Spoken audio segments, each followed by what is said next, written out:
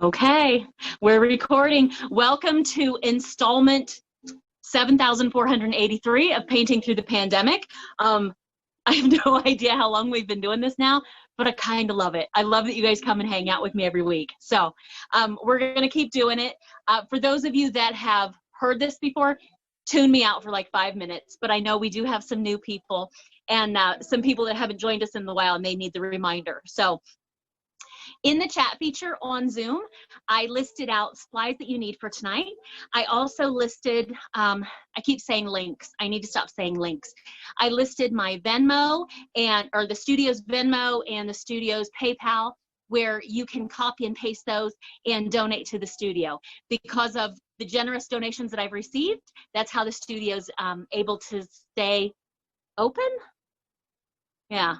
Studio's not closed. The studio is physically closed, but the studio is still here in spirit in virtual reality. So I'm hoping, fingers crossed, October. I have a couple private parties planned in October at the physical studio. We'll see how those go. Who knows? We'll see. Anyway, so also I have listed out in the chat feature supplies that you need for tonight. Remember, if you don't have something exactly like I have, don't worry about it. We'll wing it. It'll be fine. This painting is pretty forgiving tonight. You can send a check to the studio. You can drop money in the Dropbox if you don't have Venmo or PayPal. If you need my address, just message me, message the studio, and I'll give you the address. It's pretty easy. It's 125 North Main in Marysville. So whatever you need, just let me know, okay?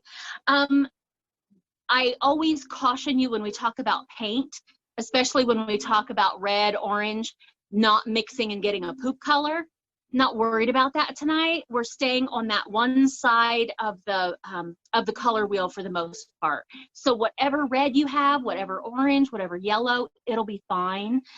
If you don't have orange, we'll mix red and yellow. It'll be fine. Okay. So first things first, let's run through our supplies. I love to do that just to make sure I have everything I need. That's just how I roll, right? Because I hate to run back and forth and search for stuff. So the paint that we're using is acrylic paint, the paint I'm using, and if you got paint from the studio, which brings me to, if you need supplies, don't hesitate to reach out. Let me know what supplies you need. Thank you, Gretchen. Don't hesitate to reach out. I have a supply cabinet in the back of the studio. It's completely no contact. You pay for supplies. You tell me exactly what you need. You can get whatever you need. If you need 7 sets of brushes and 5 things of blue paint, you don't have to get what we need for that week's painting. I'll give you whatever you need. But I leave supplies in the cabinet for you and then give you the code so you can go 24/7. The code's in the back breezeway. The breezeway's not locked, and get your supplies whenever it's convenient for you. So whatever you need, let me know. So the paint that I'm using tonight is acrylic paint, water-based, water-soluble. If you get it on your clothing and it dries, it's a bear to get out. So let's not. So that's why I have my apron on. I have my trusty apron. I still have some of these for sale at the studio if you need one. Or paint shirt. You just wear a paint shirt if you don't have an apron. But it's really easy when you're painting to flick off the edge of your canvas if you're not careful, to flick off the edge with the paint. So check your surroundings, check and see what's around you. And if you have sleeves, roll your sleeves up, get those out of the way, because it's real easy to rub your sleeve through paint too if you're not careful. Okay, so apron, paint shirt, perfect. Move my sign out of the way here. Oh, I know a lot of you follow Crooked Door Studio on Facebook and Instagram. So you've all seen what we're painting next week, right? Here's next week. So fall, so freaking cute. So we hope to see you next week for that one. That'll be fun.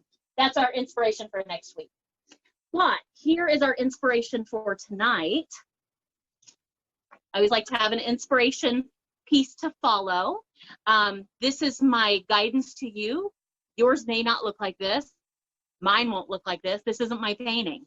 This is just inspiration that we found on Pinterest somewhere. And I put at the bottom of all of them, I know it's probably hard to see, but down at the bottom it says, not my painting, inspiration only. So I'm going for something like this.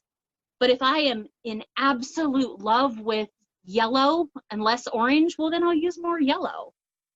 Who knows? We'll see what happens. I might want little yellow highlights up in my tree like the sun is glistening through. We'll see. We could put a cat on the swing. We'll see. We don't know. So our inspiration painting, we'll set that to the side. I have a 16 by 20 canvas. The question came up. Someone emailed me and asked me, in the listing of supplies, it says a 16 by 20 stretched primed canvas. She didn't know what primed meant. When the pandemic first started and we were all trying to buy supplies wherever we could get them, I couldn't get supplies, you couldn't get them, Michael's was closed, all the art supply stores were closed. I made sure to put, because people were getting supplies wherever they could find them, 16 by 20 primed stretched. Primed means it's primed with gesso. That's why the canvases, they feel chalky. If you have a canvas that is not primed, it will soak in the paint and it'll look a little beige-ish. It'll actually be the color, it'll look just like this, like the back side of your canvas. Sometimes you can buy unprimed canvases and they might be cheaper and you think you're getting a bargain until you have to buy the gesso and prime it yourself. So I wanted to point that out. That's what primed means. It means it already has the gesso on it. You don't have to mess with it. It's already coated and ready to go. But again, I wanted to point that out because when we were trying to get supplies from wherever we could get them from, there were all kinds of stuff out there, and unprimed was an option that was out there. A couple people messaged me, they were buying rolls of canvas to stretch their own because we were just that desperate. So anyway, anywho, so I'm looking at my inspiration painting, got my canvas. Think about it as we go through the rest of the supplies. Think about, do you want to stay vertical or are you going to flip it landscape? I think this painting would work well either way. I think I'm going to stay a portrait. I'm going to stay vertical because I want that long swing on there. I think if I flip it landscape, it's going to be a shorter swing. I'm going to have to make it a little smaller for perspective to make it fit, to make it look right. So I'm going to stay vertical. I will try to remind you as we go, if you have a stretched canvas, to paint your edges. It always looks nice when your painting wraps all the way around. Then you don't have to do anything with it. Okay, so there we go. There's canvas. Let's talk. I have a water cup here. I like to use something a little heavier. I'm less likely to knock it over, and I use the same thing every time. So I can see the paint in it. I'm less likely to pick it up and drink it. People have laughed at me about that, but it's true. It's accurate. You will pick up your coffee cup if you're not careful that has paint water in it. So anytime I get started, my bulldog starts shenanigans in the background. Every time, right? I have this filled halfway full, cool or cold, never hot water. Never warm or hot, cool or cold.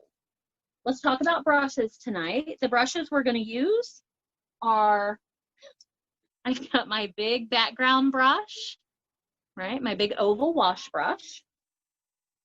I have another big oval wash brush. This one is essentially the same thing.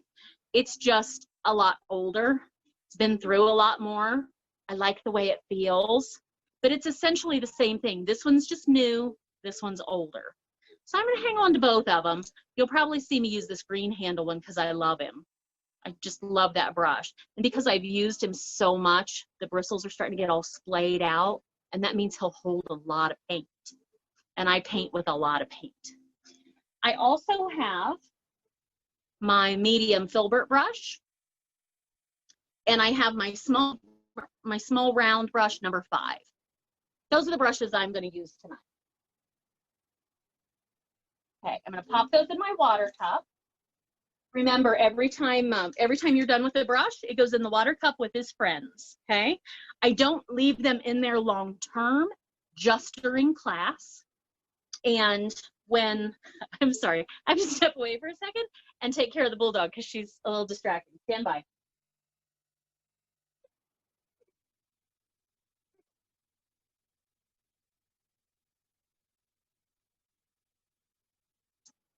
Sorry about that. She was trying desperately to get under her cover, and she was like flinging it, throwing herself all over her bed, trying to get under her cover.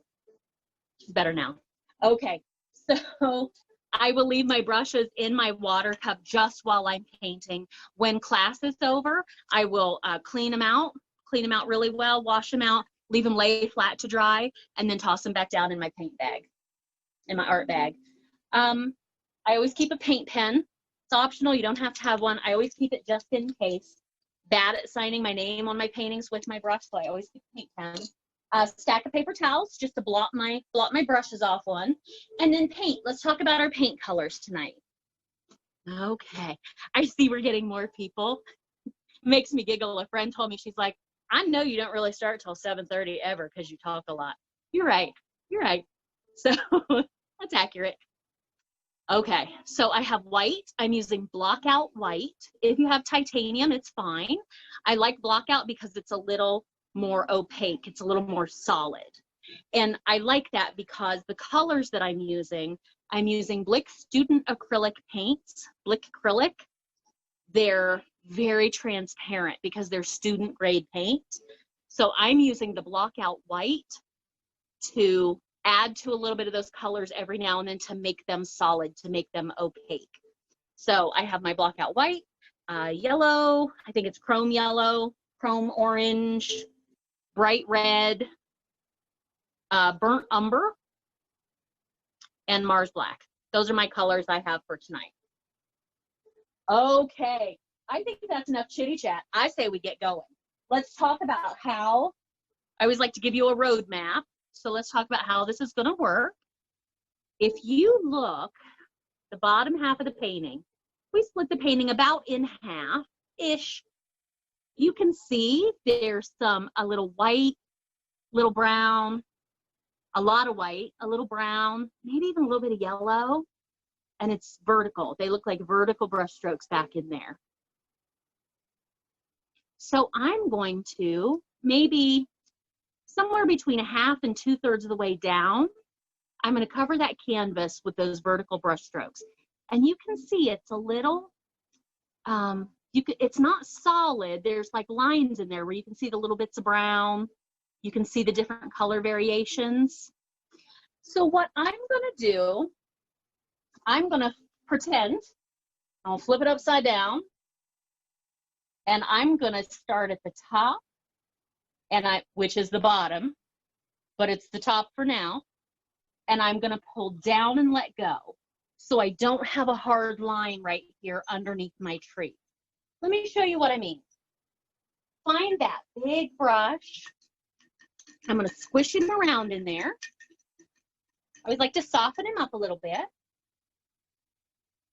Dry him off on my paper towel. Your brush should always be damp. Never wet, but damp. Never dry. Anytime I take a color, I'm always going to go in the edge, never the middle. I don't want to mess it all up. So for that background, I'm going to take a big old chunk of white and a little blurb of brown right there in the edge. Not mixing it. I'm going to let that happen on my canvas. And I'm going to start up here and I'm going to pull down and let go. Pull down and let go. Pull down and let go. I'm pulling down and letting go. And you see I'm not getting a hard line here, right? It's going to be real feathery, and it's going to be easier to transition into those yellows and oranges behind the tree. So I'm using white. Oh, let's get that edge. There we go. So I'm using white, a little bit of brown. Trying to decide if I'm going to add in any yellow. I might. Add a little bit in and see how I feel. Ooh, I don't know how I feel about that. And I'm going past halfway, or like 2/3. I might be okay with that yellow, just a tiny, tiny bit though. That yellow's powerful. So white, little brown, tiny, tiny bit of yellow. And let's go all the way across, between a half and 2/3 way down.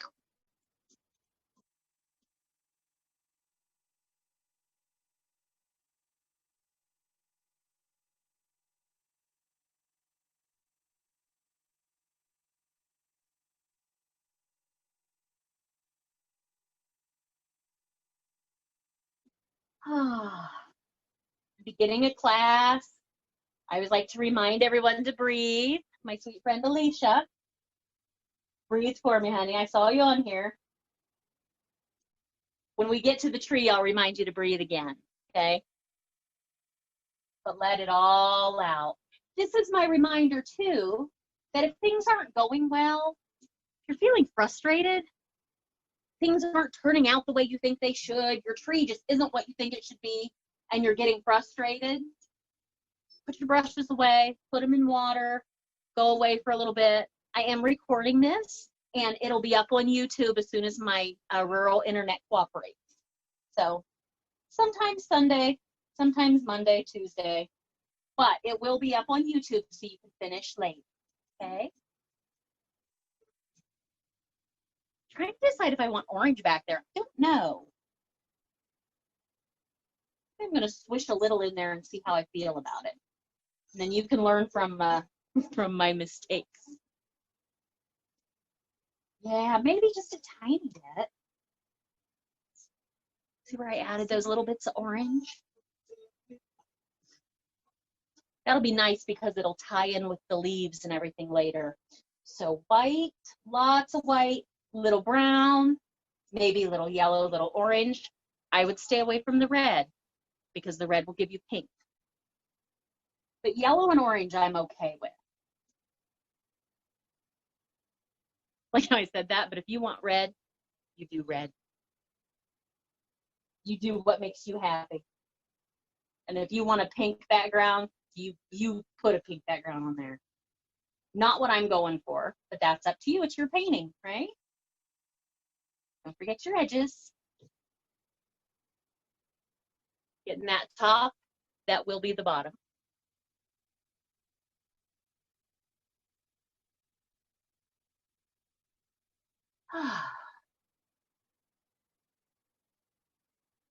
It's funny, we could have easily painted this right side up, starting at the bottom and pulling up and letting go. But as long as I've done this, I feel it's much more natural to pull down and let go. But remember, your canvas is not glued in place. It's whatever works for you to accomplish this. I just want to make sure and keep this furry edge here, this feathered edge.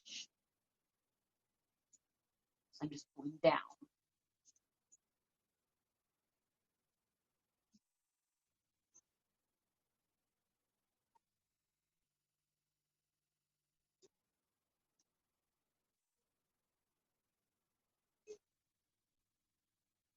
Okay. Pretty good about that. Making sure my furry edge breaks don't come up too far. So every now and then, depending on your lighting with where you're at, where you're painting at, where your physical location is, take your canvas every now and then and angle it, get a different look at it, right? I'm going to pull mine forward, and I can see I've got some gaps up in here. You can see the weave of my canvas up in here. So I'm going to get a little more paint on my brush there. Fill in some of these gaps.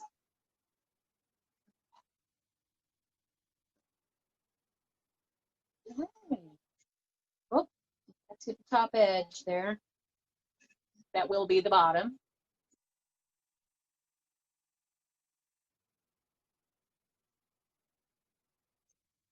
Okay.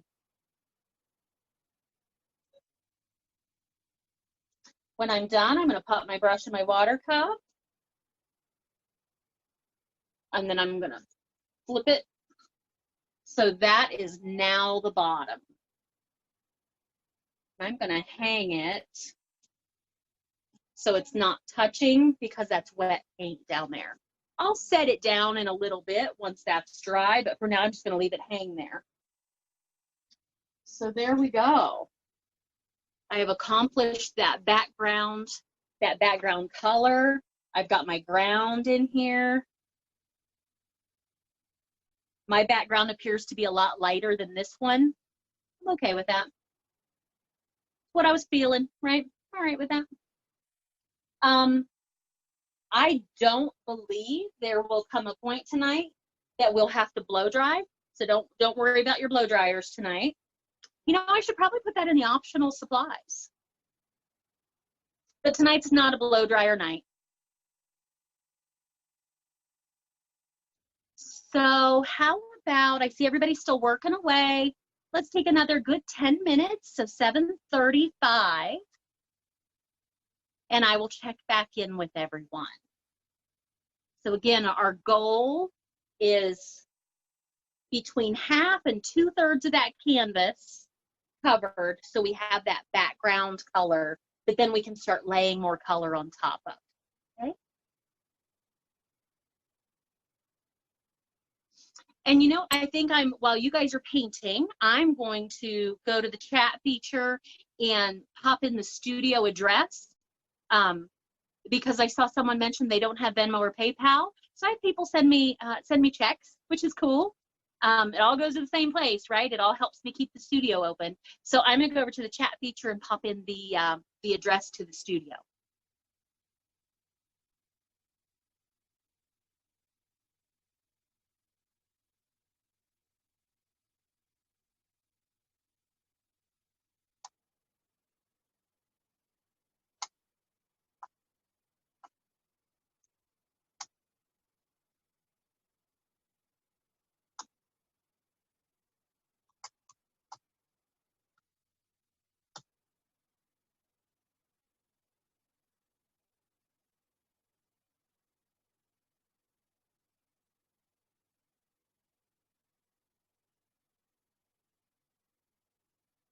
Oh, Kayla, that looks good, honey.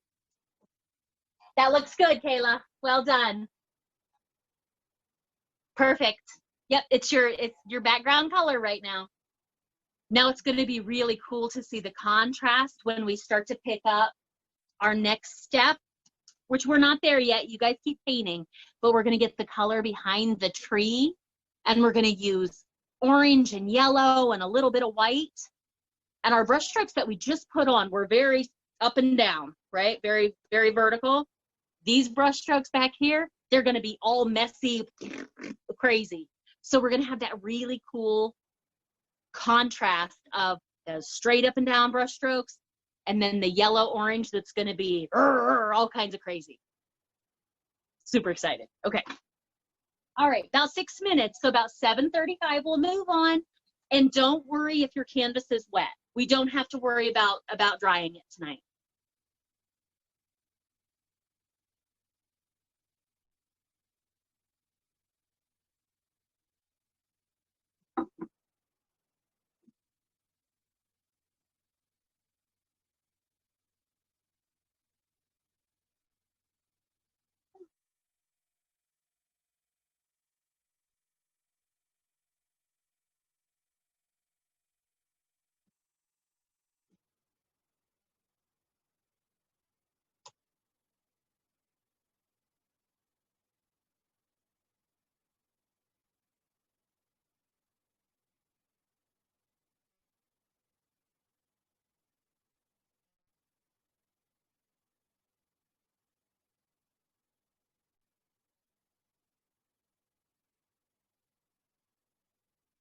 I'm curious, Marie, what you working on tonight?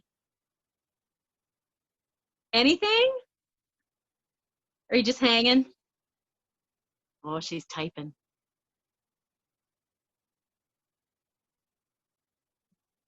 I was so impressed with your koalas last week. Kind of excited to see what you do this week.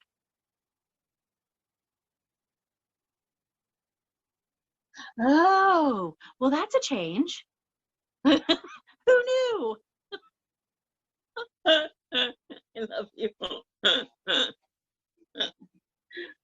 Oh, dude, I'm gonna need your help sooner rather than later at the studio because they sent my brushes. I told you, right? 2 and 3 at a time. I have 4 giant, like UPS garbage bags full of packages of brushes. It's the most obscene thing I've ever seen. Oh, Gretchen, I would have the bulldog visit the Zoom, but I covered her up. So maybe here in a little bit, but she is napping quite comfortably right now. She just had her, you know, she's special needs, right? So she just had her pain meds. So she's feeling pretty mellow. So I'm going to let her be mellow. If she gets up and moves around in a little bit, I will certainly bring her to the camera, or probably take the camera to her.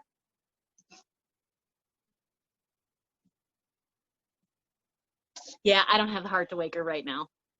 She worked so hard to try to get covered up. It would be a shame to uncover her. Okay, so about another 4-ish minutes. Thank you, Heather. Saw your Venmo pop in. Appreciate that.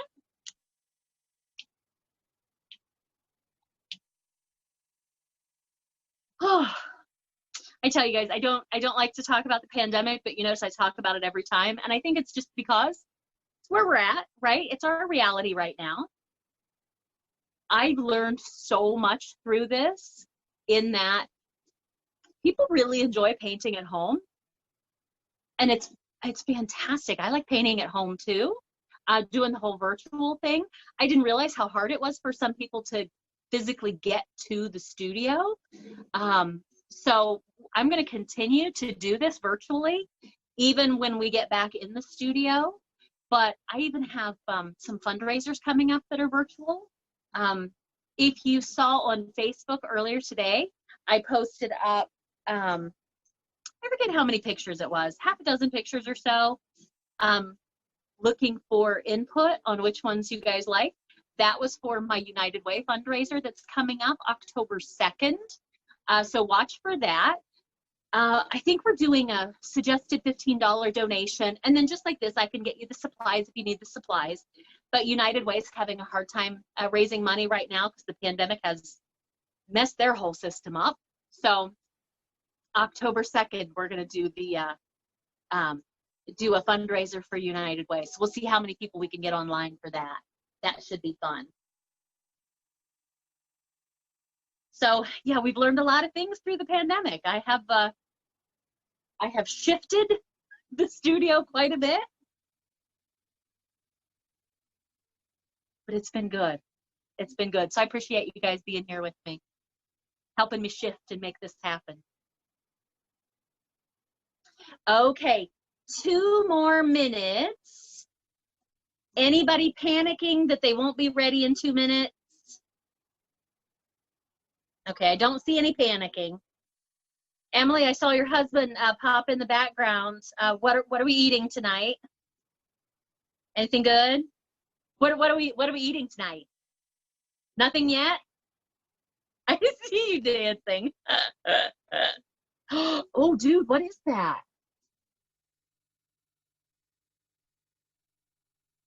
Dude. Oh, hey, girl, hey. Oh, Chinese. You know, I haven't had Chinese in a long time. That sounds good. I love me some vegetable mi fun. Some little crab rangoons. Oh. Did you, Witch's Brew, have you seen the new one that's coming out? Nobody has it yet. I fear we're going to have to make a field trip to the UP in Michigan. We're going to have to go, right? Because so Witch's Brew is a thing, right? And the only place that makes it is Lee Lanau Cellars in Lee Lanau, Michigan, I believe. Witch's Brew is really good if you haven't had it. It's a sweet red wine, and it's got like cinnamon and cloves. You can drink it cold or you can drink it hot. Have you noticed there's a food product every week that I do a commercial for? Don't make me go back into butter, because I will. Anyway, they have a new one that's apple spiced Witch's Brew. And then they're testing pumpkin spice. And for you pumpkin haters, just stay out of it for now, because I love pumpkin. So you can just plug your ears for a minute. But they're not shipping the pumpkin to stores. They're just testing it at their winery there. So I may have to take a field trip. It's like 8 hours or something one way, but I don't even care. We'll go get cases of wine and bring them back. So yes, I have my Witch's Brew chilling in the fridge, ready for a glass as soon as class is over. Okay, I could have a glass now, right? Because I'm home, right? It's safe. That's another reason we like painting from home too, right? But I will wait until class is over. I'll go to my fire pit and sit and have my witch's brew around my fire pit and listen to my spooky podcasts because 'tis the season. Okay, so I said 7:35. It is now 7:36. I feel pretty good with where I'm at. Let's move on to the next step. So our next step, here we go, Kayla. I told you this a minute ago, right? We're going to change our style of brush stroke. Imagine the tree isn't there. Those red leaves that are on the tree, don't worry about those right now. We need to get background color behind the tree. So it's yellow, little bit of white to make it opaque, to make it solid, orange, little bit of white. So let's take care of this section up in here.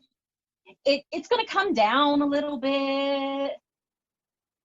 Don't keep it just across that top third of your canvas. Let it venture down a little. Let it be a little crazy. So I'm going to take that big brush, clean it out in my water cup, and tap in the bottom of the cup. Dry it off on my paper towel. Oh, Gretchen and Lori, congratulations on your moves, ladies. That sounded like dancing more than it did actual physical moving, but congratulations on your move. Your new home. Okay. So I'm going to use lots of, maybe not lots of white, maybe half white. Oh, that's very exciting, Gretchen. So little white, and you notice I just flipped my paint around because I don't want to use the white that I've already used because it might have a little brown in it. And I don't want it to dull my yellow-orange colors. So little white, little yellow, every now and then a little orange. I'm just going to stay away from the red because with white on my brush, if I add red, I'll get pink. That's not the direction I'm going. You can go that way if you want, but that's not what I'm looking for. So white, little chunk of yellow. I'm going about half and half. Let's get some big chunky brush stroke, like X's. They're very irregular, very random. Take some white, some orange. Oh yeah,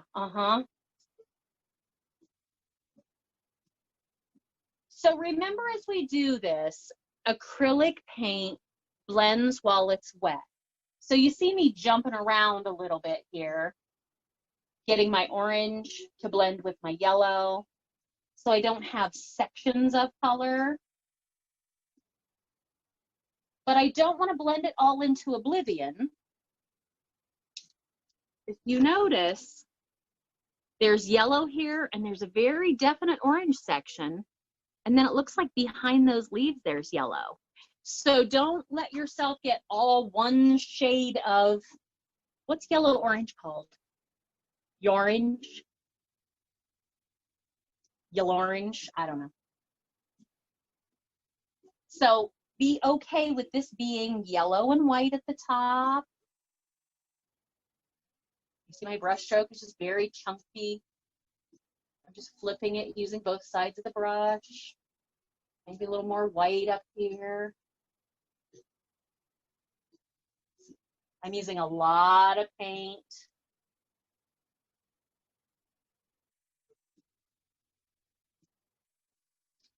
Yellow, some more white.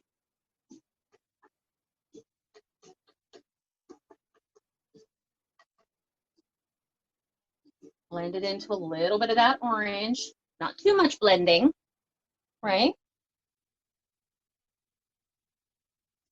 Not too much blending because I still want to be able to see those separate orange and separate yellow colors. We'll bring some yellow down in there.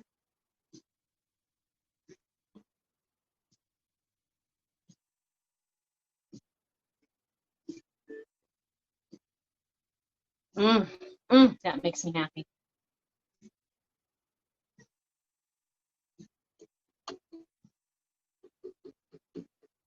There is nothing precise about this. kind of messy.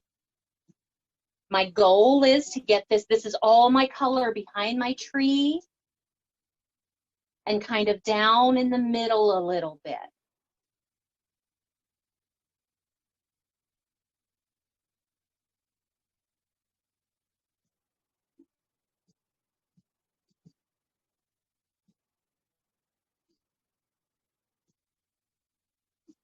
And I'm going more into yellow, white down here to get it to blend a little more with my background. Oh, that's pretty.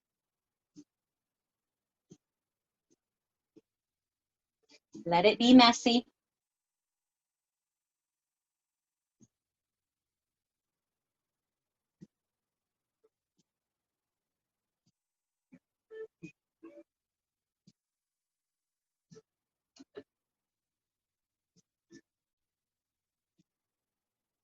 If you want to fade it into your background a little more, pick up those colors that you used in the background.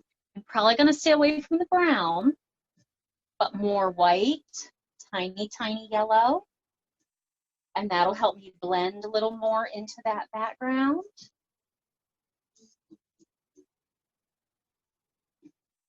Look at that.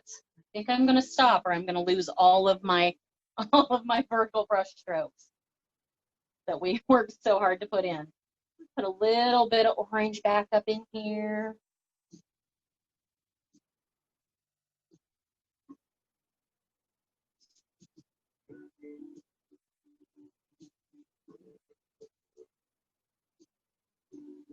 So this is the part where I remind you it's probably looking like a mess. That's okay. We don't judge it halfway through the process, right? This is all in the background.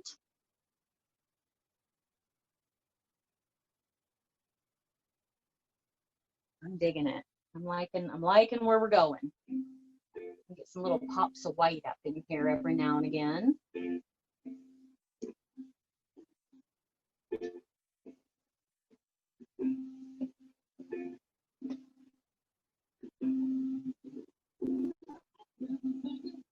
Mm.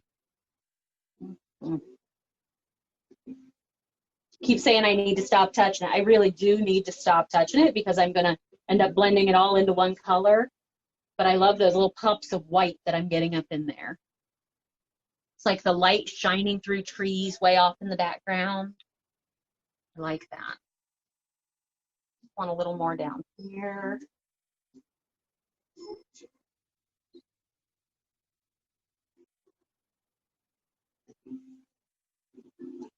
All right, this is me stopping.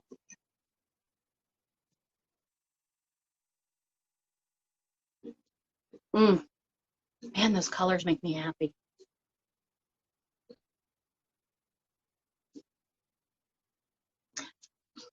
Just let your brush go. Just go crazy. Just feel it. Just let it happen. That brush stroke that's like a infinity sign, but you're picking up the ends so you don't get the round. You're just getting those X's. And it really is very, very messy at this point, and that's okay. We kind of want this painting to be a little messy. This is one of those paintings, if you try to get too precise, it all falls apart. Super messy back in there. The fence, even the fence is messy. When you get on up here where the fence disappears, not even really a fence anymore, it's just a couple little lines. But your brain tells you it's a fence disappearing off into the distance. The only thing that's really kind of precise on here is that swing. Even the leaves on the tree, messy. Okay? So let it be what it's gonna be. Feels like I've created a yellow-orange tornado. I'm all right with that.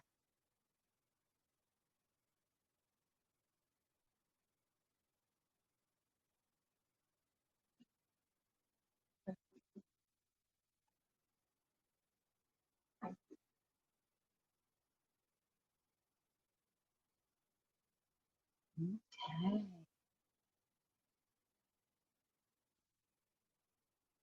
So we'll take another few minutes. It might feel like I'm rushing you, but I don't want you to tear that apart and get really hung up on it, right? I just want you to layer those colors on there the way they make you happy and move away from it. Because if you work it too much, you'll wind up with all one color. You'll lose all those different variations back in there. Okay, so don't beat it up. Don't tear it apart.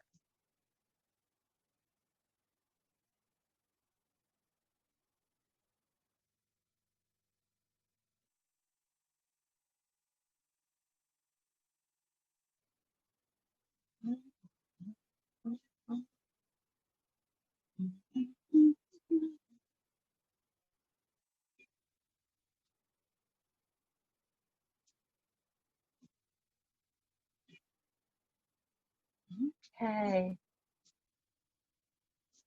another couple minutes. Oh, well, we'll give it another 3 minutes. How's that? So 7:50, we'll move on. For those of you that joined after I talked about it, here's next week. How exciting is that? Kind of love it. I'm kind of excited about it. But you know, one of my pumpkins is getting a jack-o'-lantern face in it. You know that, right? Oh my God, the little license plate is Happy Fall. And I don't know who the Hawkins are, but they have a super cute truck. Oh, that'll be fun. Okay.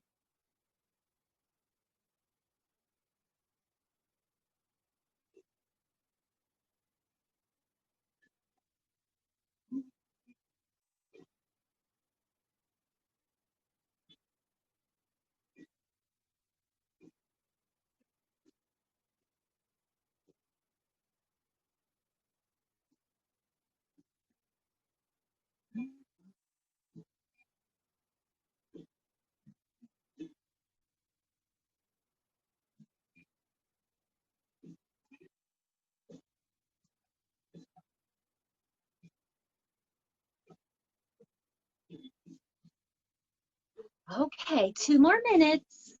Again, I don't want you to tear this apart. I want you to just let it be what it's going to be. Just make sure you've got that background color in there. Okay. Make sure you don't have any naked canvas showing. You should have your canvas completely covered before this next step, before we move on to tree. It's funny, I'm looking at the original painting, our inspiration painting, and then looking at mine, and mine is so much brighter. I'm okay with that. I feel like the sun, this one is much more muted. The sun is really hitting mine. Now it'll tone it down when I go to put those, put the leaves on and put everything else on there. But loving that bright color.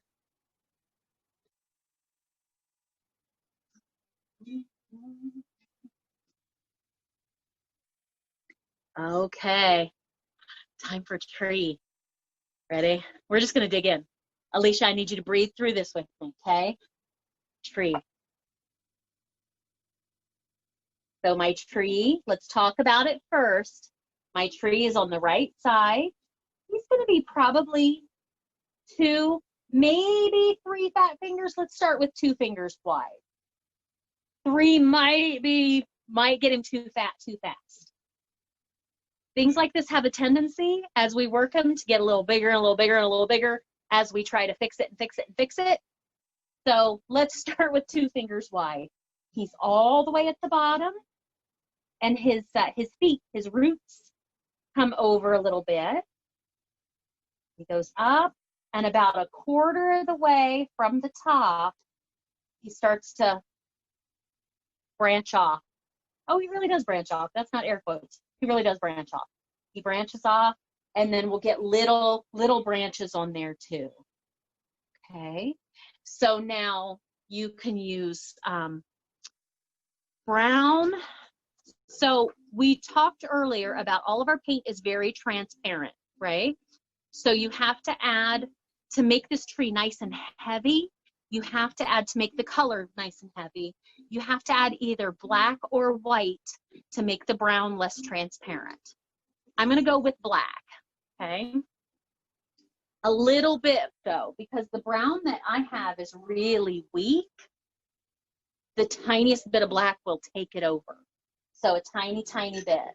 And I'm actually gonna use my big brush because if I'm talking 2 fingers wide, that's a big section to cover there, right? And it stays pretty full up there at the top too, okay? That's a pretty big section. So I'm gonna use my big brush, but I'm gonna use it skinny ways. Let me show you what I mean. So big brush, clean it out, dry it off. Got a little yellow orange in there. I'm okay with that because I'm using brown and black. So brown, lots of brown, teeny, teeny, tiny bit of black right there. Just a little bit, because that black will take over fast. And here we go. Skinny ways. Go up. Up. You know what? I'm just going to keep going. Woo. And I think we'll fill that in. And then I'm going to come down here, still using it skinny ways, and give him a little bit of a foot there. There we go, a little bit of foot. Now you notice there's nothing straight about that line. It's okay, nature, right? That tree's gonna, his bark is gonna be all wavy and bumpy. Let's go ahead and fill him in. And I'm going up and down. Might need a little more black in there. Up and down.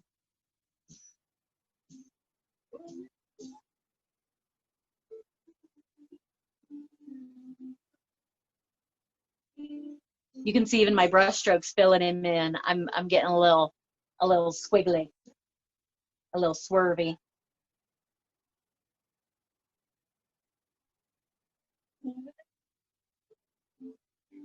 Ooh, picking up some of that wet yellow up there. Okay. Fill that in.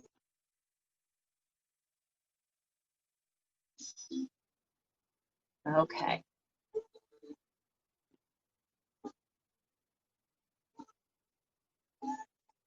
So that's all I'm going to do with that big brush. I'm going to transition to my medium brush now, because my big brush is it's too big for what I need to accomplish next. I'm going to start to pull those branches. When you pull those branches across there, looks like I have 2 main branches. I have this one that about 1/4 of the way down, that's where this one comes off. And then I have the one that comes more across the top. And you have to remember, when we start putting little branches on there, you're going to start on your main branch and pull out and away. Start on your main branch, pull out and away. If you start on your main branch and you pull backwards, it's broken, okay? So start on your branch, pull out and away. And let's think about putting branches every place that we want leaves, okay?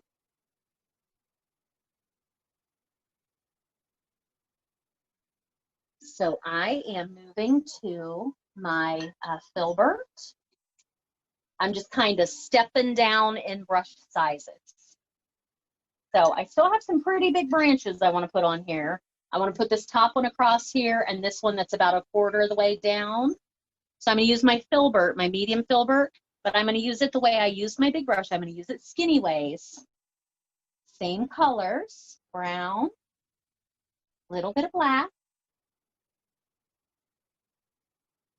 I'm going to go, let's see, I'm going to keep it kind of straight right here because that's where my swing hangs. I'm going to go there, letting up pressure as I go. Go back here and make him a little fatter.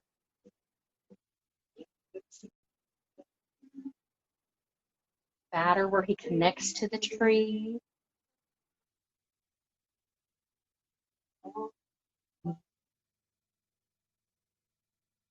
Again, my filbert, using in skinny ways.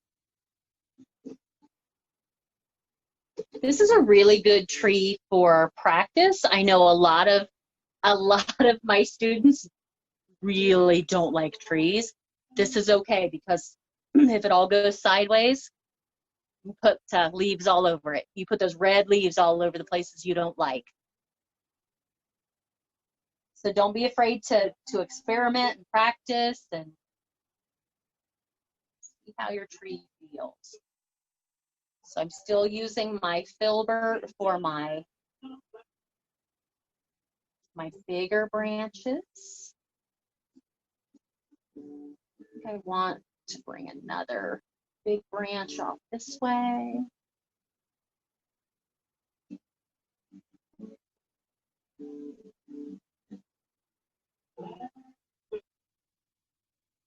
Okay.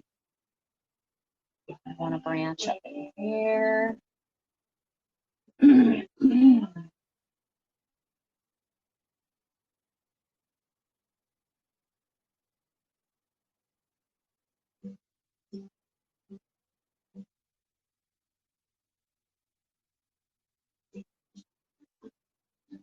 Okay.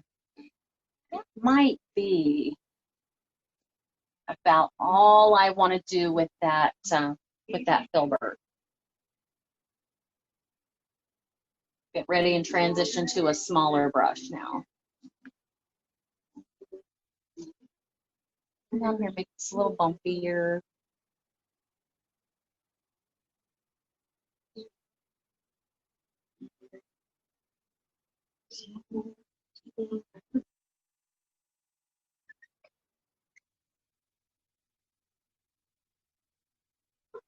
All right. So now I can see using my, I'm gonna set this down, using my filbert, I can see if I get really close here, you can see where my paint is breaking up. It's not traveling as far as I feel like it should, which tells me my paint's starting to dry out a little bit. So when I move to my smaller brush for my smaller branches, I'm going to add a tiny, tiny, tiny drip of water to my paint to thin it down a little bit to get it to go a little further. So I have my pointy brush, clean it out, dry it off, and then take just a drip of water, and here in the edge of my brown and black, use that little drip of water to thin that down. And that should loosen my paint back up a little bit. It's going to thin it down a little, so don't add too much water, but it's going to help it travel a little further across the canvas. So you'll see when I put branches on there, I'm going to hold my brush parallel to the canvas and drag and twirl. Drag and twirl. And if I drag and twirl, that gives me a much more natural feel. It's a little shaky. You can use a little shaky hand if you want, but I like the drag and twirl method. I have found if you choke up on your brush really tight and you hold it very parallel to your canvas, you have a tendency to flatten it out and make your branches look almost cartoony. So I'm going to have you move your hand back about halfway. I am barely holding this. Like if I'm not careful, my pressure is so light I could drop this. If I'm not super careful, I could, because I'm not really holding it at all. And I'm just kind of dragging it across the canvas and twirling it. And I'm twirling it slow. So I'm using paint all the way around my brush. Parallel. And this is one of those things that takes practice. but when you get it right, it's a good look.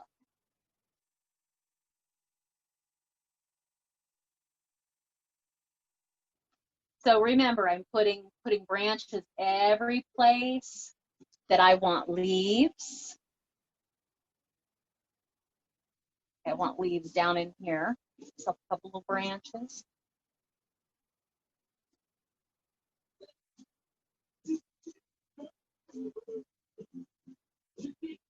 All right. I have a nice spot to hang my swing there. Gonna look lovely. I think I want to get some little branches out here at the ends.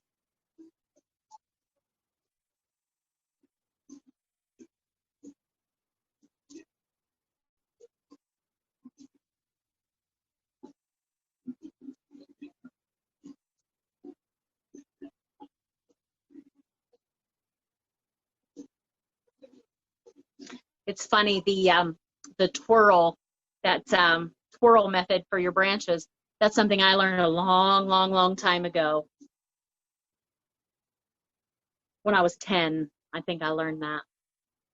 It's one of those things, I've been practicing it now for 36 years. And it just gets better and better.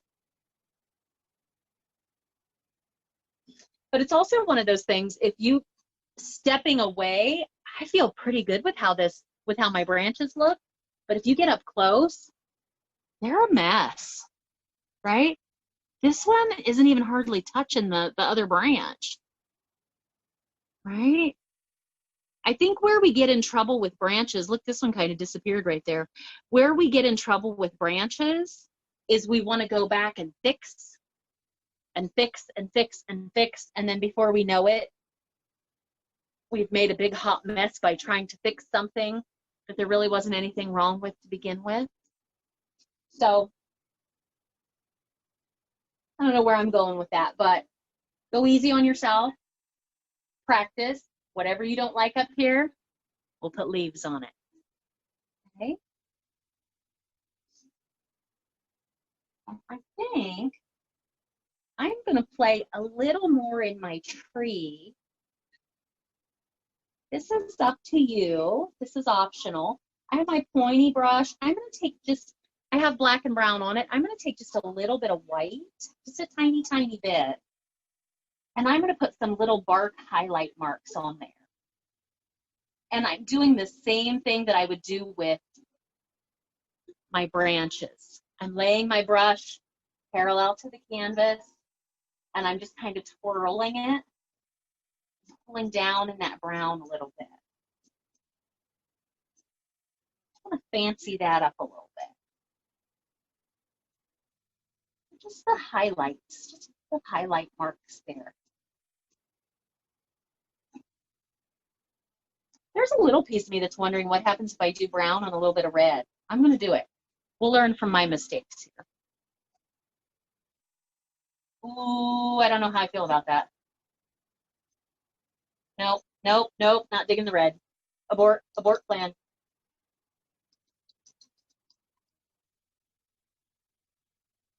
Brown back over that red. Now I'm getting purple. That's okay.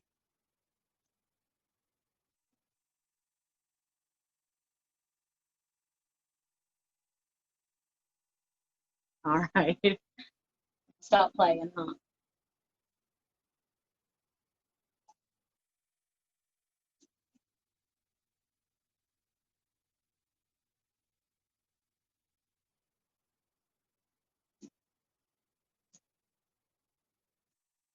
There.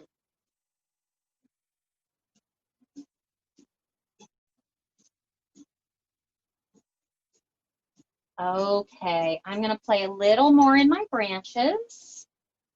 How about 8:15, we move on. It's 8:05, so that gives you 10 minutes to play with your branches, to figure out where you need to put your red leaves, if there are spots you really don't like.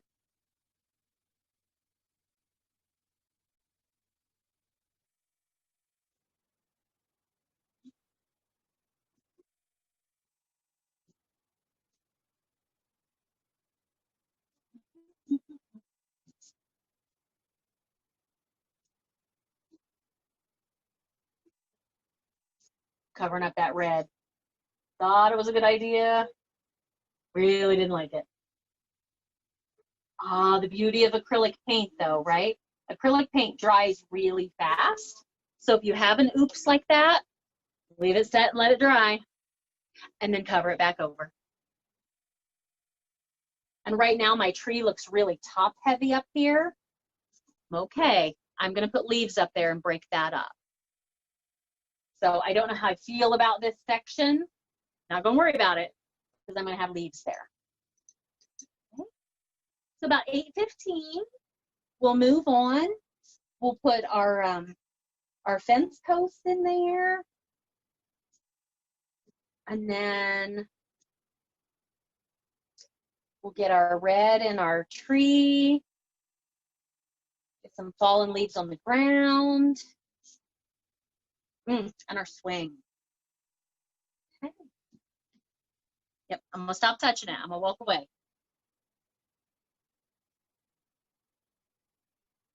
All right, Kayla, flip it around, honey. Let me see. Flip it around, Kayla. How's it going? Yes. Yes, that looks really good. That looks really good. Well done. Good job. Ooh, Gretchen. Right? I can't see the bottom of it, Gretch. Back up a little bit. Oh, honey, that looks good. Do you know, Gretchen, your yellow orange back there almost looks like a harvest moon, where the moon is like super close to the earth and it's like bigger than life. It looks like a blood moon. I love that. Well done. Yes.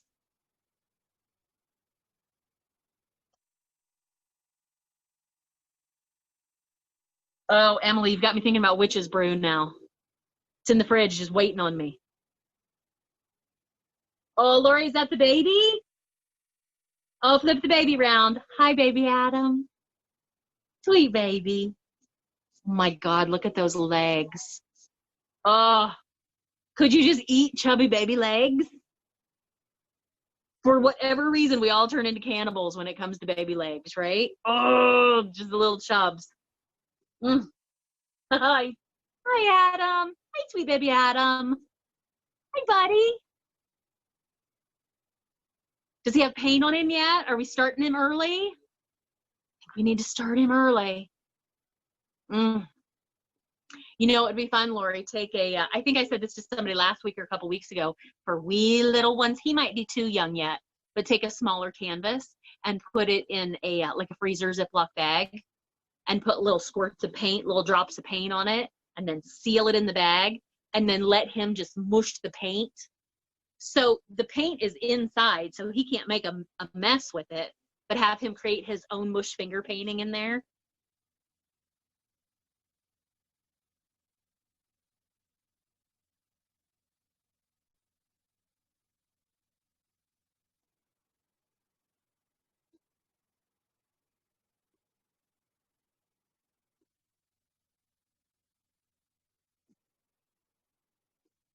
Okay, about 5 minutes.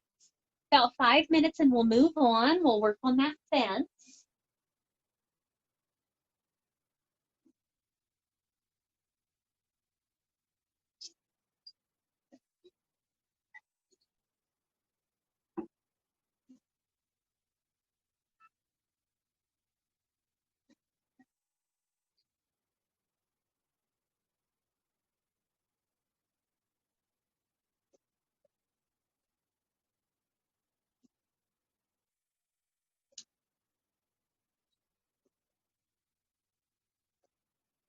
Okay, since we have about 5 minutes, I'm going to step away. I'll be back in just a few minutes. I'm going to go tuck the chickens in. I'll be right back.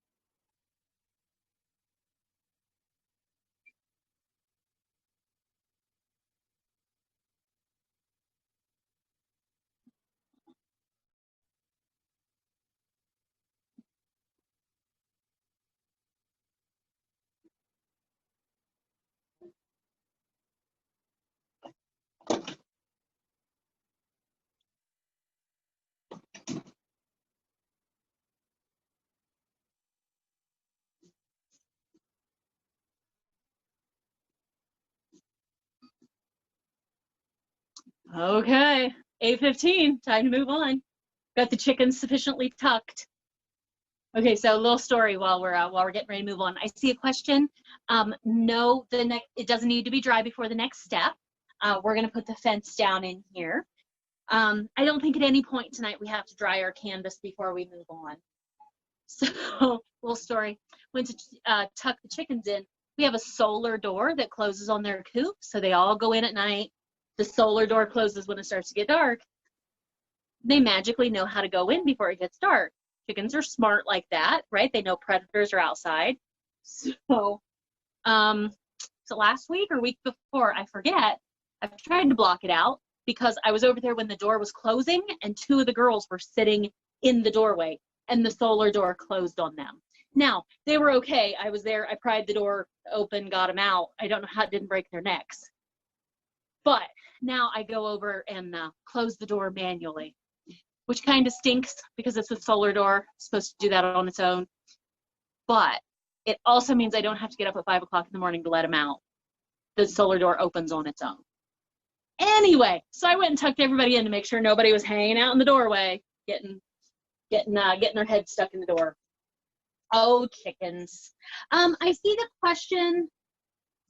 Can you repeat about mush bag? I don't know what that means. Sorry.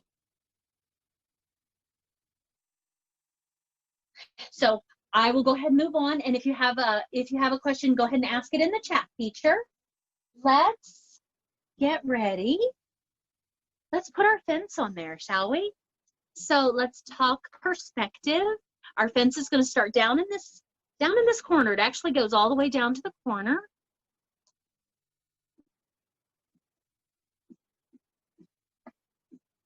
And then we're going to start to head over into the fence disappears like as we get to the middle of the canvas, right? And they get really, really tiny.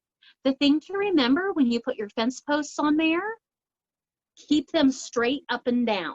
We have a tendency, for whatever reason, when we start to get a little further back in there, to start to lay them over. Don't lay them over. Keep them straight up and down. So let's get an eye on where my fence is going to go. It's going to start here. It's going to be 4, maybe that hand high there. And it's going to end right about there. So I'm kind of getting a feel for my angle. And there's, if I'm counting, there's 1, 2, 3, 4, 5, 6, maybe a couple little ones. There's about 6 posts. So I'm gonna think how I want to do this. I think I'm gonna use my medium brush, my medium filbert, and I'm gonna use it skinny ways. So I'm gonna use it skinny ways up and down. I'm gonna use brown and a little bit of black like the tree, but then I'm gonna give it a highlight on the right-hand side. So for now, brown, a little black, just like the tree. And this first one, what did I say? It's about a big fat hand width high. There's fence post number 1. Right there on that edge.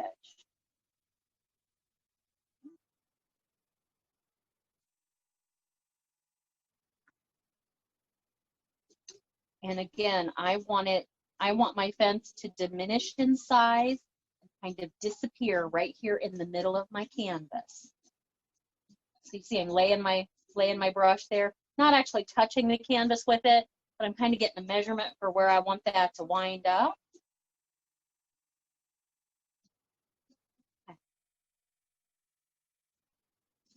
Brown, a little black.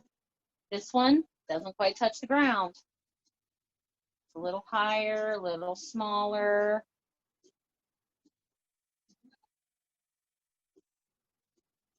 Let's be a little bigger than that. Number 2.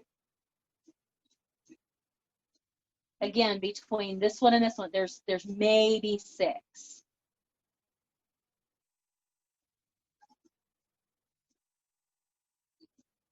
one's going to be even a little smaller. Start a little higher up. Not go down as far.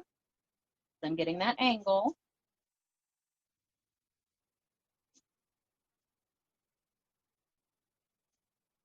Four.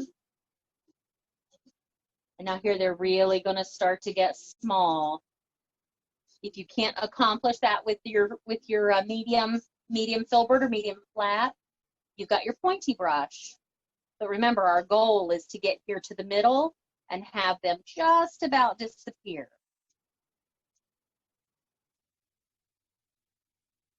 Kind of like that.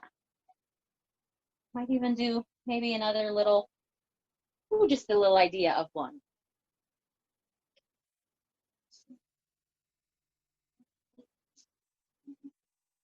So just kind of disappear.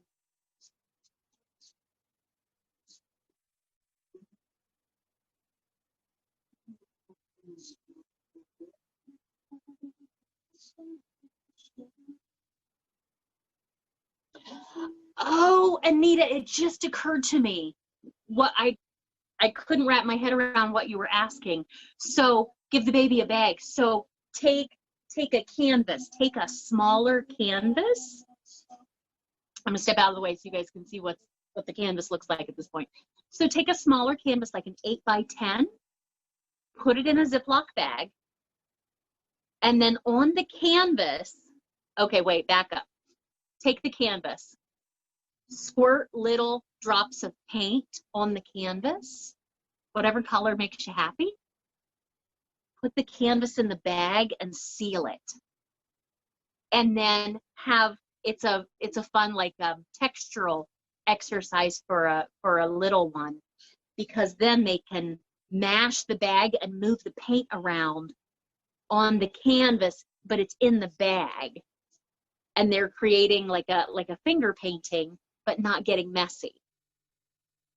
That's what I was talking about. That's kind of fun for little ones because they like to like smear it around there. And because it's in a sealed bag, that paint doesn't dry super fast. So they can kind of mess with it for quite some time. It's also good for little ones that don't like to get their hands messy. Oh yeah, you could put it in the freezer. Okay, so I have my posts on there. I'm using the same brush, brown, little bit of black, and I want to get my cross braces on there. So I'm going to do all the tops and then all the bottoms, I think. So skinny ways, I'm going to connect this one and this one. You can see I'm picking my brush up. I'm not going across those verticals. Get up here close. I'm picking my brush up and stopping. And then these back here kind of disappear off into the distance, into the mist. And then let's do this one. So bigger. So start to get smaller.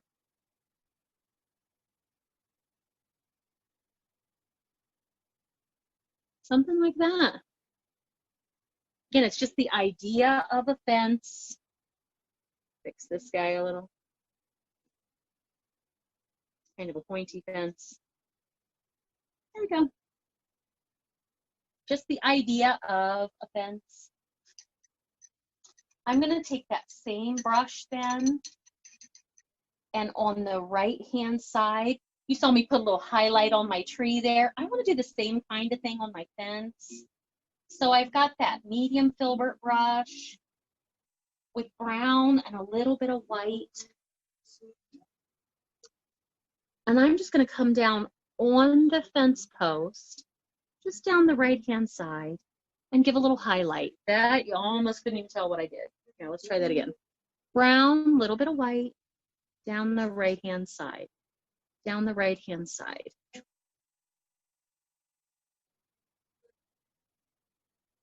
And these, I'm probably gonna have to go to my smaller brush. Very subtle.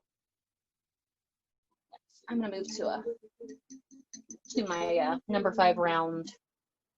To brown, white.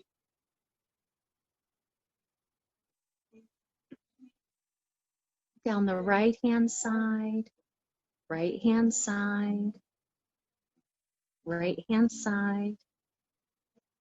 Just giving them those little highlights. Might even come just a little bit across the tops. Those top boards, those brace bars there.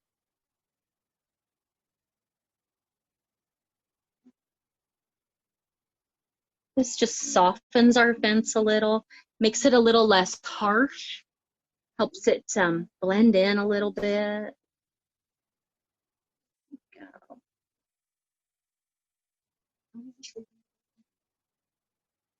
Okay.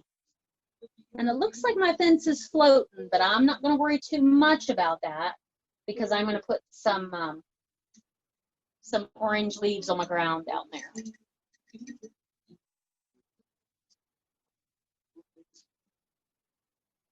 And I say we go ahead and do that next.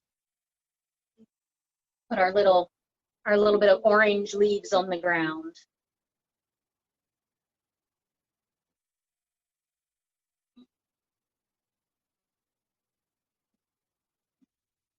So I've got my fence on there. I'm going to go to my medium filbert that I just used for my fence posts.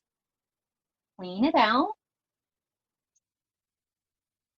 I'm going to use just orange and see how I feel. I might add a little brown to it.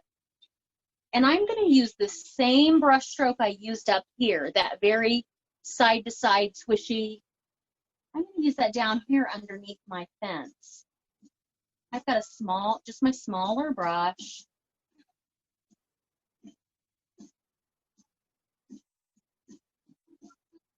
If I get a little darker under my fence, it helps me set it down a little. Because right now it looks like it's floating. But if I get this orange color under here, it's going to help set my fence down a little. So I'm using my medium filbert with just orange right now. And that same brush stroke that I used up there, that side to side, swish, swish, swish.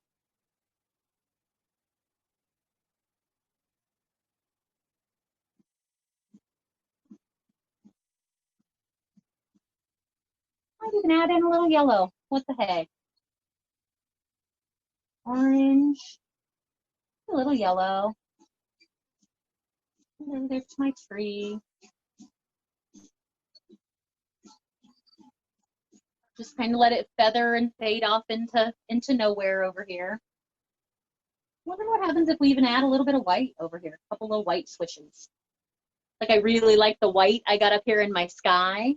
What if I add little glints of light down here? Not too much because I don't want it to lighten all of this, but I think it will make it a little more interesting.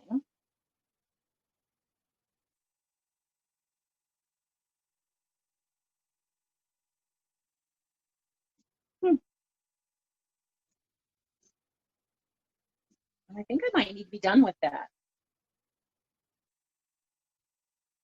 Yeah, I'm going to walk away from that.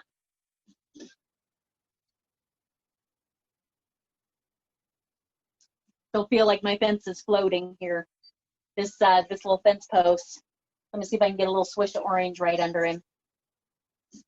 There we go. If you put that little bit of darker color under that fence, it sets it down. It almost, I wouldn't say creates a shadow. It does kind of create a shadow, but having that darker color underneath it helps your fence not look like it's floating anymore. So you'll notice I brought that orange right up to those fence posts. Like this one has a little bit of white under him and he looks like he's floating. So I'm gonna take a little orange, swoosh, set him right down. Okay.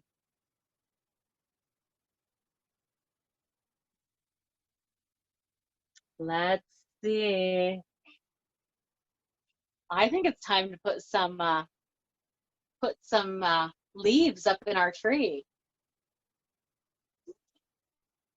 I think I'm going to use this brush, my medium filbert brush. So let's take a minute before we do that So what I love about, let me set this down. What I love about twirling branches is it gets you that really wiggly, uneven, more natural feel. What I don't like about it, you can get little rolls of paint that will take forever to dry.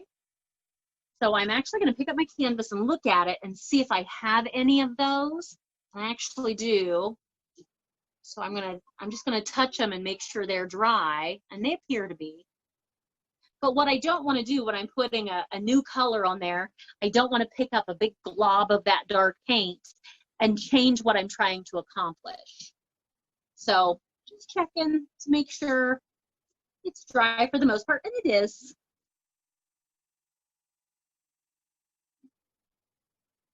It's part of the problem with doing that roll with your brush. Okay. So now as we do this, you can really put these leaves wherever you want, but make sure that you leave little bits of yellow, leave little bits of your background show through. You can have some places that are a little more densely covered, but don't completely lose all that yellow back in there. So there's a fine line between, I've seen people when they put leaves on trees, they cover it completely and it's one big solid mass. And then I've seen people that do it and it's very polka dotty. So we're trying to go somewhere in between those two. I'm going to ask you to tap into your random non-OCD side. Alicia, I'm going to need you to breathe through this, okay? Ready to take a big deep breath and let it out. Because this really is, the messier it is, the better. This whole painting really is kind of messy. Okay, so I think I'm going to start with just red. I might add a little bit of brown to tone it down, but I haven't toned anything down yet. I kind of like these bright colors. Okay. Oops. So I'm going to use my my medium filbert. And I think I'm going to use the same brush stroke that I've been using, that little sideways, that infinity, but picking it up on the corners. So I've got just red for now, and I'm going to do little brush strokes. So I have my filbert loaded with red. I'm using it skinny ways, and just little.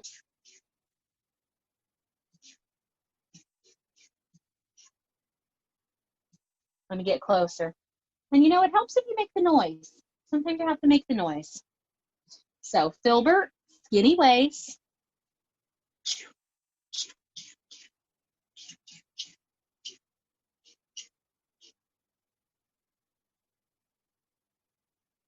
So I think I'm gonna go all over here, leaving sections of yellow show through. And then I'm gonna come back and do half as much again to get some more dense sections. And right now I'm just using red, and I think I like it. Just red, Anita. If I look at the original, it looks like it's red and brown. It's much more muted. Let me add a little bit of brown so we can see how we feel about that. I'll do it on mine. So I've got red and brown on my brush.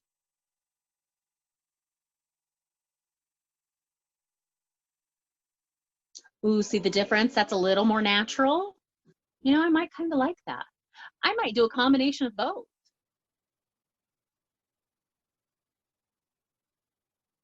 I might just do that. I think here's my plan. Do you like how I learn this as we go? I'm learning with you.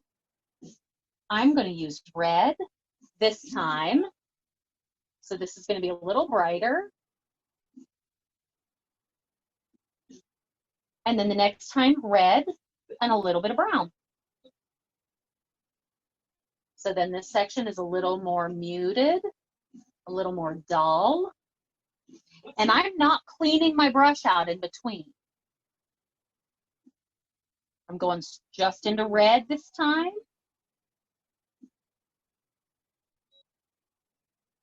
And I need you to stay random, very haphazard. Some of these aren't even touching the tree. The next time, red and brown. These will be a little more muted. And you see I'm hopping around, all right? Red.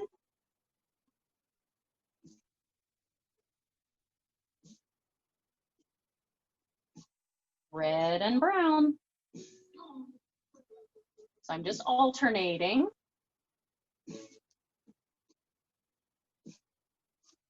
And to where this is just kind of a big, I shouldn't say mess, that's not right, but it's just kind of plain and boring up here. There's no little branches or anything. I'm going to use my leaves to make that a little more interesting. So I'm going to create like a little section of leaves right here, maybe a little section up here. I have a little section here.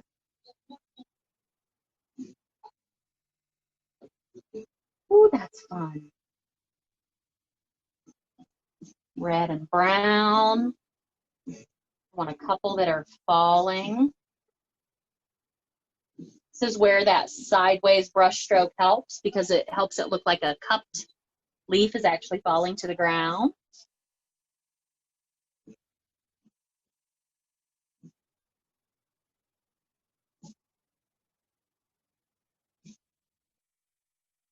Okay, I'm gonna pause because I don't want to lose. I don't want too much. I don't want to lose some of my yellow peaks through there. I'm gonna put a couple leaves down here on the ground. Sideways, that sideways brush stroke, that little cup. Boop, boop, boop.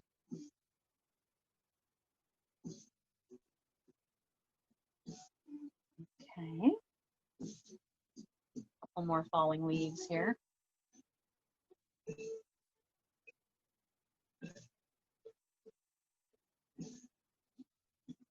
Okay.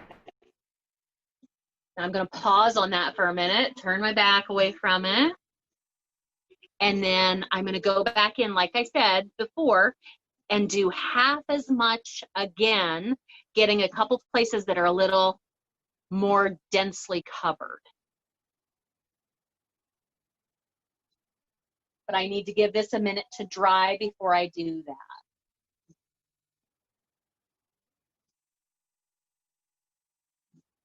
I've talked all night about how I love this brilliant color. I wonder what happens if I add a little bit of yellow up in there. No. No. I don't know that that's the way to go. No. Never mind. Abort on the yellow.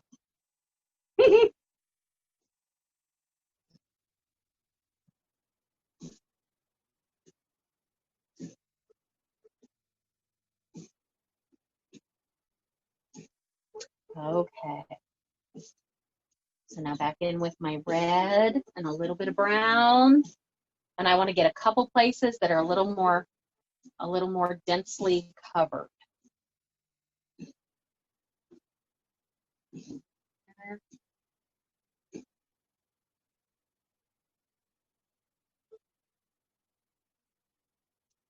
Maybe over here.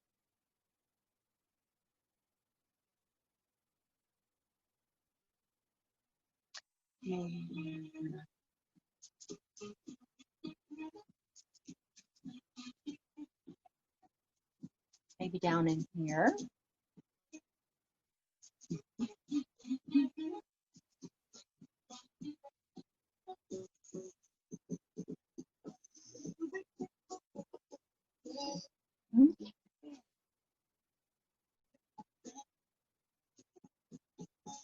I think I want a little more in here. You notice I paint a little bit, and then I step away a little bit, and then I paint a little bit. It's an important part of the process, right? Is to get away from it.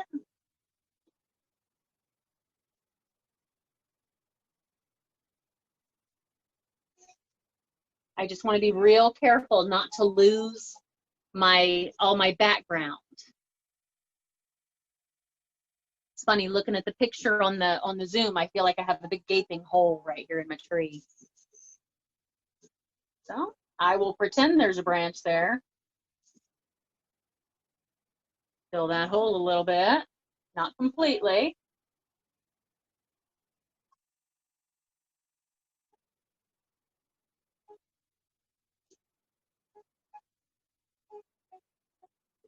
Okay. All right. Put that brush in the water cup and walk away from it.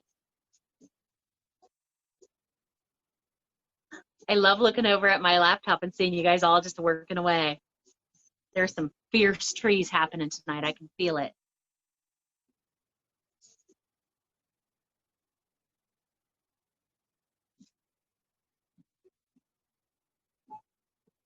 Oh, Amanda and Dad, I just saw you guys on there. How's it going? Ooh, I see you're styling tonight. Right? I see you're rocking out your, uh-huh. That's new. You needed those.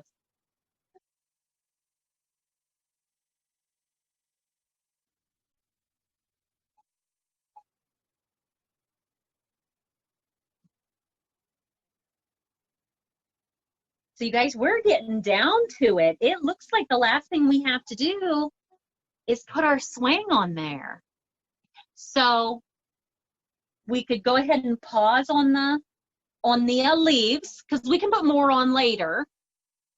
So we'll take a few more minutes, get a nice pause, a nice hold spot on the leaves, and we'll work on putting our swing in there, because you can always put more leaves on after we're done. As a reminder, when I call this painting done, when I call class over, I would like for you within the hour that we're done to send me a picture of you with your painting. I love to be able to take those and collage them all together and put them out on social media as our group picture. Because if we were in the studio when class was over, we'd all go down to the end of the studio and get together for group picture. So when the time comes that I call this done, I'll give you exactly 1 hour to private message me on Crooked Door Studio Facebook or email me your picture. You know, I'm kind of feeling like I need a knot hole right there in my tree. I think I'm going to do that.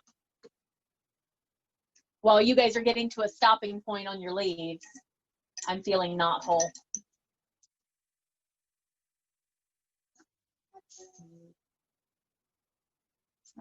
Brown. Okay, little highlight on the top of the knot hole there.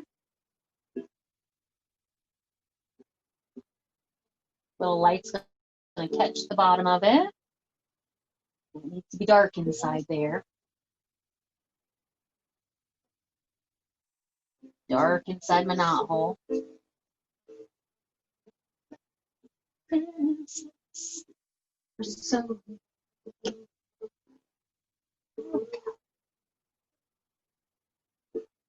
So my knot hole, all I really did was put a little highlight. And if I have highlight, then I have to have dark. So it's going to be dark inside there, a little dark hole. And then the light, it's going to catch the edge of the light. The edge of the knot hole is going to catch a little bit of light right there in the bottom. A little bit on the top.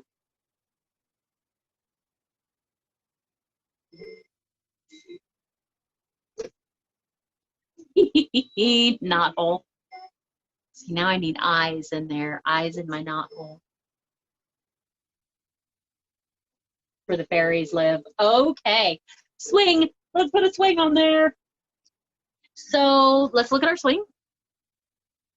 So my swing hangs on this bottom, my bottommost branch, and the swing, the seat is really just like the second biggest fence post. They're pretty darn similar. It's just turned on its side. So I think what I'm going to do, I'm going to go ahead and put my my seat on first, and then I'll put my ropes in. So I'm going to put my seat on the way I did this second fence post. And I'm saying second. I feel like first one is too big. So I'm going to go to the second or the third. So it's a little smaller. So my medium filbert brush. And he's going to sit pretty darn close to the ground. If we're looking for measurements,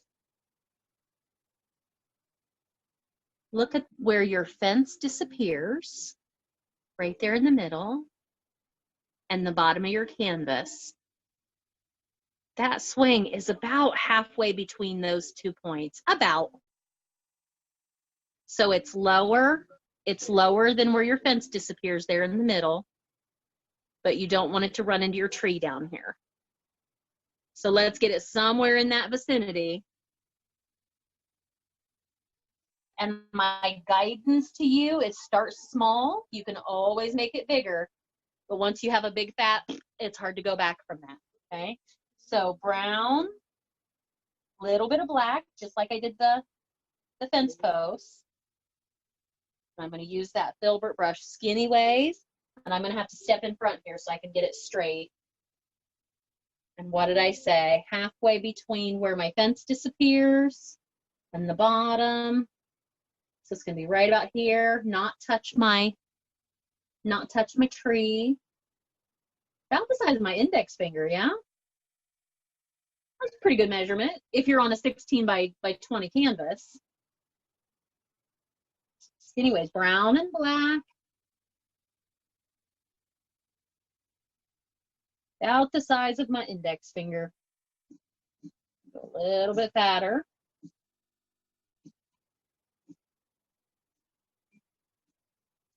And then just like my fence posts, they have the highlights on the right-hand side. I want to get a highlight on top of my, on the top of my seat. So I just add a little bit of white.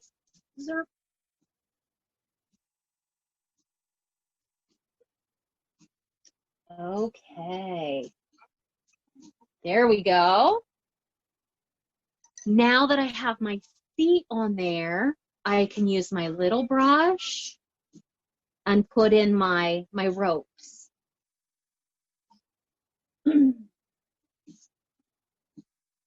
So let's take a minute and get that seat in there.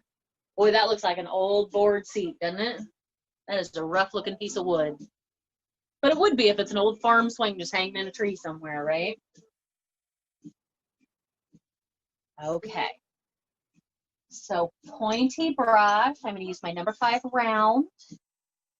And this is one of those situations where I'm just going to use brown for the ropes because the brown is going to be pretty transparent. If I use brown and black, it's going to be very, but if I just use brown, it'll be a little more transparent, a little more forgiving. And I'm going to just load the very end of my brush, those little bristles right there at the end. We don't get a ton of paint on there. Let's take a drip of water in my brown, thin it down a little bit because we know it's been sitting out a while. It's getting a little sticky. And I really want paint just right there on the end of my brush. Just right there on the end. If you looked at that brush, you wouldn't even know it had paint on it. There's so little on there. See, I can lay my brush there and figure out, I want it to be in about, I don't know, maybe the width of my finger. Parallel to the side. Just kind of air drawing it.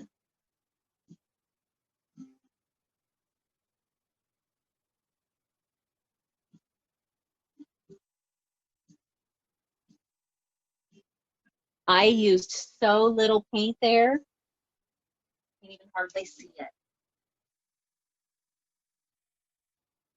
Kind of disappeared there. That's okay. I could go over it but it's almost like doing a real light sketch first, just to get it in the right place before you make that big commitment and go, do just that little sketch with that tiny bit of paint to get it right where it belongs. And I'm making sure it's in just a little on my seat. And I apologize, I have to stand in front to be able to do this one this fast.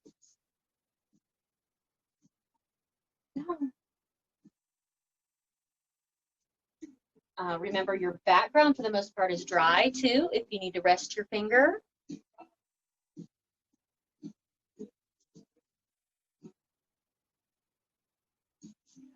Ooh, Anita needs suggestions on if you don't put a swing, what would you put? You don't have to put anything on it, Anita. I think the painting is fine without a swing. But if anybody has suggestions for things you're doing, pop them in the Zoom chat. Okay. So now that I have my lines in there, I have a little more brown on my brush. I'm going to go back over and make those just a little bit darker. I don't want it to look like my swing's floating.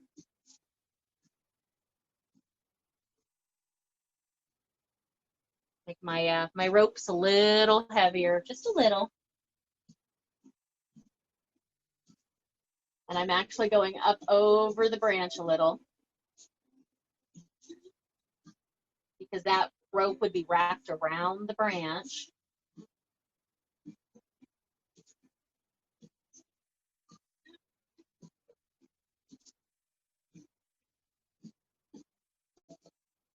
And because this is an old piece of wood,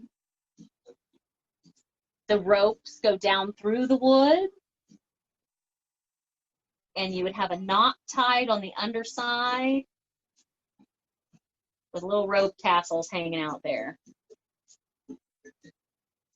You have a knot there, a little frayed rope.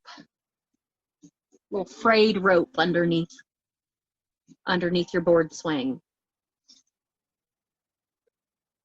So now you can leave it like that if you want. I'm going to do one more thing to my rope.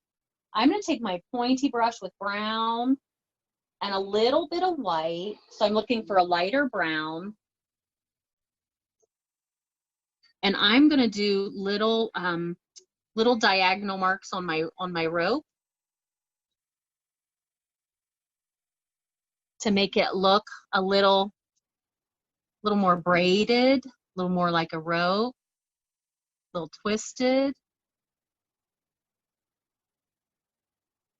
Get up here at the top. So brown, a little bit of white. I'm just doing some little diagonal brush strokes.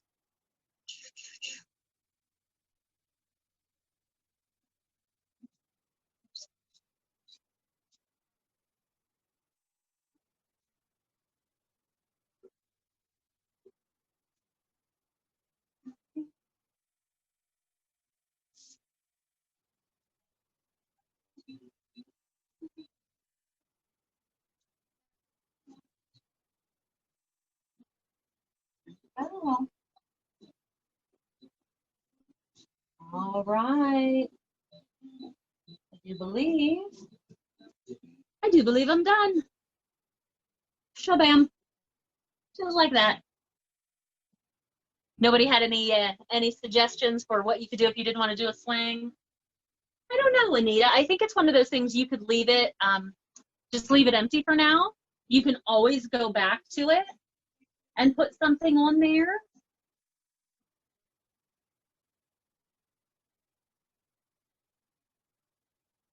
I don't know. I think the painting is nice without it. I don't know that you have to have a swing. Nice highlight across top of the swing.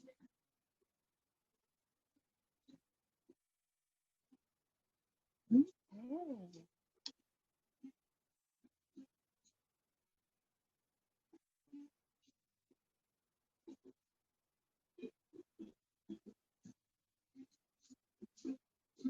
I think I'm gonna go back up and play in my leaves a little more up there.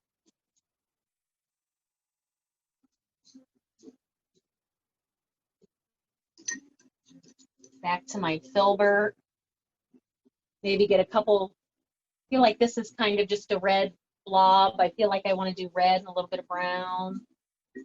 Maybe add a little bit of darkness in that area. A little darkness up in here. A little dark up in here. There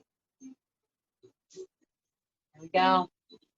Well, I do believe I'm going to stop touching it. I'm going to call that done. So I say we call this, I will give you all the chance to unmute yourself here in just a minute, but I say we call this done at 9 o'clock. It's 8:55. We'll call it done at 9. Don't forget to sign your painting. It's always nice to have your signature on there. I'm going to take my trusty paint pen. And I'm really funny about once I sign a painting, I'm done with it. I won't touch it again. So if I sign this, that means I'm done with it. So I'm going to stop touching it. So I'm going to sign right down here by my fence.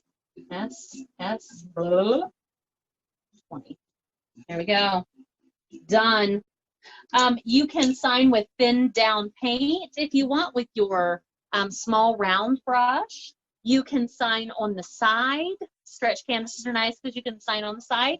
You can sign on the back if you want. If you do sign on the back, never ever sign here. Always sign out here. You don't want it to bleed through. So with that, I'm calling mine done. I'm feeling pretty good about that. I even like my little knot hole I put on there. My little knot hole in my tree where my critters live. So let's call this done at 9 o'clock. That gives you until 10 o'clock to private message a picture of you with your painting to me. I will collage those, put them all together, and I will have the recording of this up, fingers crossed, hopefully tomorrow. We'll see. All depends on my rural internet, right? You never know. I don't know what this meant. My router's back there. Maybe that's what I was thinking. My rural internet. So that's what I know. And one more time, our teaser for next week. This is what we get to paint next week. So all the same colors, plus a little bit of green for our pumpkins and truck. So think about what color you want your truck next week. So I am going to go ahead and stop the recording. So, and then I'll give you all the chance to unmute yourselves and talk a little bit. So thank you guys all so much for joining me.